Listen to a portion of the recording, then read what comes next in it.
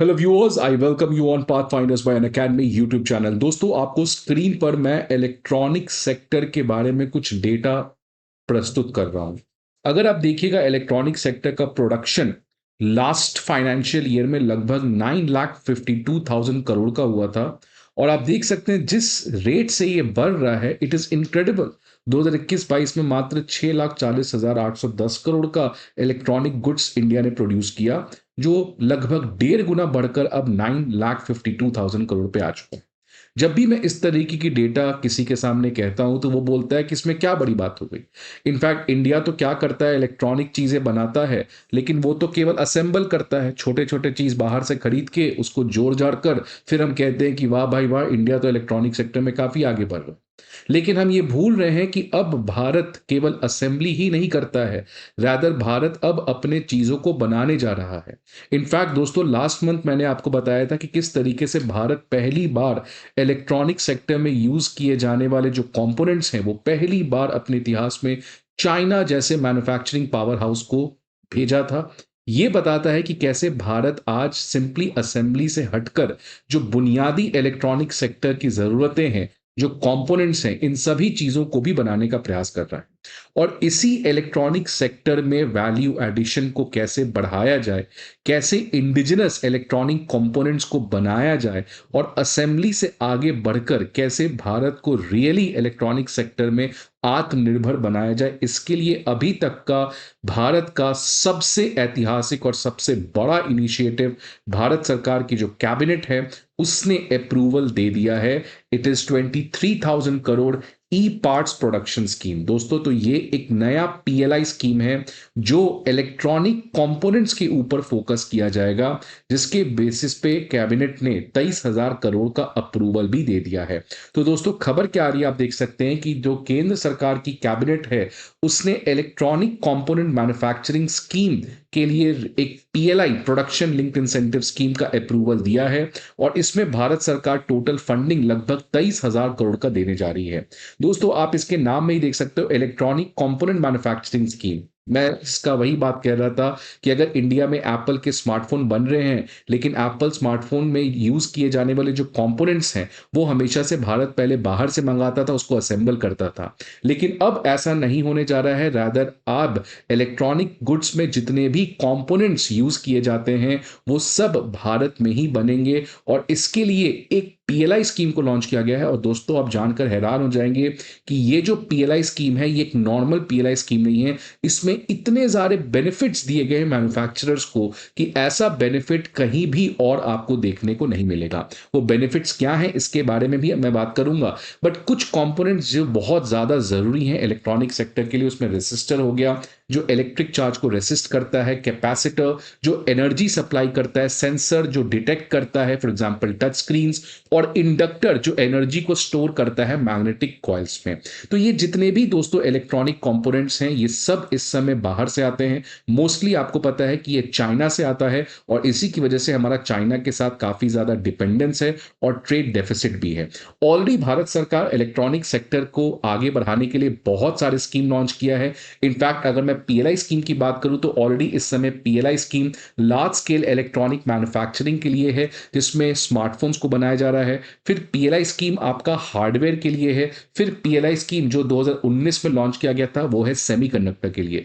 लेकिन दोस्तों, आप देख सकते हो यहां पे कोई भी पीएलआई स्कीम इलेक्ट्रॉनिक कंपोनेंट्स के लिए नहीं है। बहुत समय से इंडस्ट्री डिमांड कर रही थी कि भारत सरकार इलेक्ट्रॉनिक कंपोनेंट्स के लिए भी पीएलआई स्कीम लाए, और फाइनली अब भारत सरकार ने इस पर्टिकुलर चीज को पूरा किया है।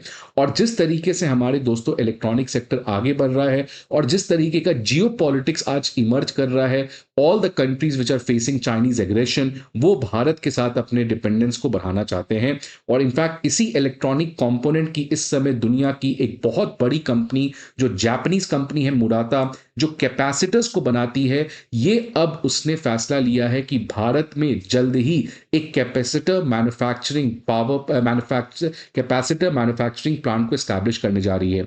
इनफैक्ट जस्ट लास्ट वीक दोस्तों एक खबर आई थी कि ताइवान ने भारत को एक बड़ा ऑफर दिया है कि भारत के साथ वो एक फ्री ट्रेड एग्रीमेंट करना चाहता है, जिसके थ्रू ताइवान अपने टेक्नोलॉजी को भारत लाकर यहां के लेबर को यूज करके मेक इन इंडिया के अंदर इलेक्ट्रॉनिक गुड्स को प्रोड्यूस करना चाहता है, जिससे भारत का जो चाइना के साथ ट्रेड डेफिसिट है वो कम हो जाए, बिकॉज मैक्सिमम चाइना से हम यही इलेक्ट्रॉनिक कंपोनेंट्स को मंगाते हैं। तो दोस्तों आज इस स्कीम के बारे में बात करेंगे कि इस स्कीम में क्या है और क्या क्या फायदा मिलेगा और इससे कैसे भारत का इलेक्ट्रॉनिक लैंडस्केप कंप्लीटली चेंज हो जाएगा दोस्तों। बट आगे जाने के पहले एक बहुत ही इंपॉर्टेंट इंफॉर्मेशन आप सभी के लिए कि academy IAS previous year questions, current affair analysis और प्रीलिम्स मॉक टेस्ट, ये तीनों चीज के पीडीएफ अब आपके सामने लेकर आया है। And these PDFs are friends absolutely free of cost. कहां मिलेंगे? वीडियो पे दिए गए डिस्क्रिप्शन में एक लिंक मिलेगा, उस लिंक पर जाके आप इन सभी पीडीएफ्स को डाउनलोड कर सकते हैं। इसके अलावा आप इस नंबर पर कॉल भी कर सकते हैं या नहीं तो आप हमारे किसी भी ऑफलाइन सेंटर पे विजिट भी कर सकते हैं। दोस्तों मैं इसी की बात कर रहा था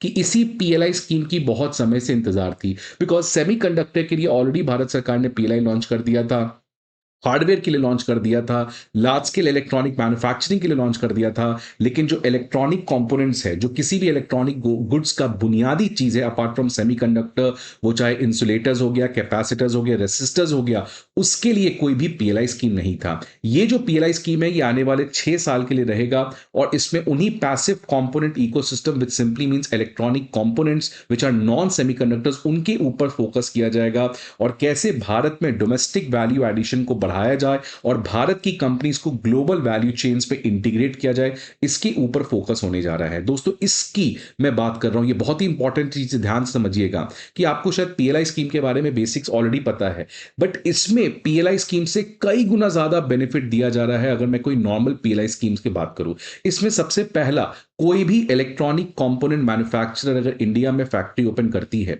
तो जितना ज्यादा वो एम्प्लॉयमेंट प्रोवाइड करेगी उतना ज्यादा इंसेंटिव मिलेगा, जितना ज्यादा उसका कैपिटल कॉस्ट आएगा, मतलब जमीन खरीदने में, मशीन खरीदने में, उस पर भी एक कैपिटल सब्सिडी देगी। फॉर एग्जाम्पल मान लीजिए आपका 100 करोड़ लग रहा है एक कैपेसिटर मैन्युफैक्चरिंग प्लांट खोलने में, तो उसमें मान लीजिए 20 करोड़ सरकार आपको सब्सिडाइज देगी। और जितना ज्यादा आप प्रोडक्शन करिएगा, 100 कैपेसिटर, 500 कैपेसिटर, तो उन सभी प्रोडक्शन के ऊपर भी आपको इंसेंटिव मिलेगा। मतलब ज्यादा रोजगार दीजिए, एम्प्लॉयमेंट इंसेंटिव्स मिलेगा, ज्यादा कैपेक्स खर्च करिए, कैपिटल इन्वेस्टमेंट करिए, उस पे भी सब्सिडी मिलेगा, जितना ज्यादा प्रोडक्शन करिए उस पे भी इंसेंटिव मिलेगा। दोस्तों तो इस तरीके का जो स्कीम है जिसको कंप्लीटली होलिस्टिकली स्ट्रक्चर किया गया है, इससे फॉर श्योर बहुत सारे मैन्युफैक्चरर्स अब भारत में जरूर इंटरेस्ट शो करेंगे related to electronic component manufacture. और दोस्तों भारत सरकार का जो निरंतर प्रयास है इलेक्ट्रॉनिक सेक्टर में एक एक्सेप्शनल रोल प्ले करना, इनफैक्ट वर्ल्ड में चाइना को रिप्लेस करके दुनिया का इलेक्ट्रॉनिक पावर हाउस बनना,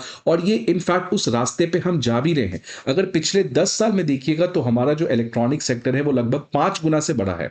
इनफैक्ट 10 साल पहले हमारा टोटल इलेक्ट्रॉनिक सेक्टर में प्रोडक्शन मात्र 2 लाख करोड़ का था, जो आज 2024 में अगर आप देखिएगा लास्ट ईयर का डेटा तो 10 लाख करोड़ का हुआ है। और अगर एक्सपोर्ट की बात करें तो वो और तेज से बढ़ रहा है। अगर हमारा मैन्युफैक्चरिंग प्रोडक्शन 5 गुना से बढ़ा है तो हमारा एक्सपोर्ट 6 गुना से बढ़ा है। इनफैक्ट 2024 में लगभग 2.5 लाख करोड़ का इलेक्ट्रॉनिक गुड्स हमने एक्सपोर्ट किया है, which created around 25 lakh jobs. तो दोस्तों एक तरफ जब मैन्युफैक्चरिंग सेक्टर आज हमारी इंडिया की प्रॉब्लम फेस कर रही है, लेकिन दूसरी तरफ अगर आप इलेक्ट्रॉनिक सेक्टर में देखें तो यहां पे काफी तेजी देखने को मिली है। और इनफैक्ट इसी खबर की मैं बात कर रहा था कि 2025 और ज्यादा स्पेशल है, बिकॉज भारत ने पहली बार एप्पल स्मार्टफोन में यूज किए गए कंपोनेंट को इंडिजिनसली यहां पे मेक इन इंडिया के अंदर बनाकर पहली बार चाइना और वियतनाम जैसे मैन्युफैक्चरिंग पावर्स को हमने सप्लाई किया। और इस साल आपको पता है भारत का इलेक्ट्रॉनिक गुड का ब्रेन चाइल्ड सेमीकंडक्टर चिप, वो भी हमारा मेड इन इंडिया के अंदर 2025 के एंड तक रेडी हो जाएगा। इसी कॉन्टेक्स्ट में पीयूष गोयल जी ने इस साल एक स्टेटमेंट भी दिया था कि हमारा जो इलेक्ट्रॉनिक सेक्टर का जो टोटल एक्सपोर्ट है उसका टारगेट हमने तय किया है $100 बिलियन, और उसी रास्ते रास्ते में इस समय भारत सरकार काफ़ी ज़्यादा प्रयास कर रही है। लेकिन जब ये सब चीज़ें चल रहा है, जैसे-जैसे कंपनीज़ चाइना छोड़ के इंडिया आ रहे हैं, जैसे-जैसे इंडिया खुद बहुत सारे इंसेंटिव्स और कैपेसिटी बिल्डिंग के प्रोग्राम कर रहा है, तो चाइना ऑब्वियसली पैनिक में आ चुका है। और चाइना रिसेंटली आपने देखा होगा फर्स्ट पोस्ट में छपा था 15 जनवरी 2025 का ये न्यूज़ है कि कैसे चाइना चुपचाप से इंडिया के इलेक्ट्रॉनिक सेक्टर में एक्सपेंशन को रोकने का प्रयास कर रहा है। और उस केस में चाइना ने क्रिटिकल मिनरल्स और क्रिटिकल मशीन्स के ऊपर ब्लॉक कर दिया है। मतलब अगर आपको इंडिया में सेमीकंडक्टर बनाना है तो उसके लिए जो सेमीकंडक्टर्स चाहिए, उसके लिए जो क्रिटिकल मिनरल्स चाहिए, जिसमें चाइना वर्ल्ड का सबसे बड़ा प्लेयर है, उसके ऊपर चाइना ने इंडिया को भेजने से मना कर दिया है। और जो मशीन्स चाहिए जिससे आप इलेक्ट्रॉनिक गुड्स बना सकते हो, जिसमें अगेन चाइना का सबसे बड़ा रोल है, वो भी अब भारत को देने से मना कर दिया है। तो ऑब्वियसली ये तो होना ही था। एवरीवन न्यू जैसे से इंडिया बढ़ेगा, चाइना के रेसिस्टेंस, चाइना के कोवर्शन, चाइना के एक्सप्लॉयटेशन भारत को झेलना पड़ेगा। बट चाइना भूल चुका है कि आज भारत वो भारत नहीं है कि आप मिनरल बंद कर दोगे और मशीन बंद कर दोगे तो भारत चुपचाप बैठ के तमाशा बन देखेगा। इनफैक्ट आज खुद Bharat national critical mineral mission launch किया है। आज खुद भारत मशीन के लिए काफी ज्यादा नए नए पार्टनर्स ढूंढ रहा है और इंडिजिनस प्रोडक्शन भी कर रहा है। So that is why India's electronic sector is set for a transformation and India is soon going to replace China as a world's largest electronic powerhouse. और अगर इलेक्ट्रॉनिक सेक्टर हमारा ऐसा तेज rate से बढ़ता है तो इंडिया का जो डिजिटल पावर बनने का सपना है वो भी कोई रोक नहीं सकता है। दोस्तों, तो आपके क्या व्यूज हैं इस पर्टिकुलर न्यूज के बारे में, इस स्कीम के बारे में? आपके क्या सुझाव हैं? कैसे भारत सरकार और बेटर कर सकती है? Please let me know in the comment box. I hope आपको ये वीडियो अच्छा लगे। See you again in the next video. Till then good bye and take care.